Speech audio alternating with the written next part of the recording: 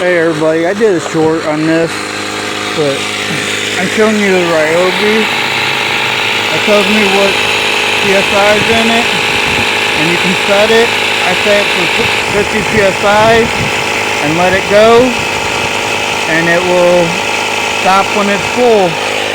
See, it's got inflator and deflator for the mattress, basketballs and stuff. Real close. Very tool was about 60 bucks.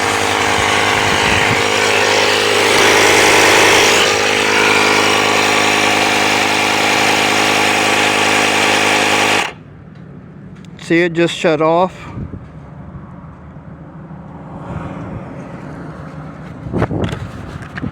And it shuts off at the set. Good little tool. I have to put air in my tires every day and don't have an air compressor on the truck yet. So that's what I use for putting air in the tires. Please like, subscribe, and hit that notification bell so you can see when I upload. Thank you. Bye.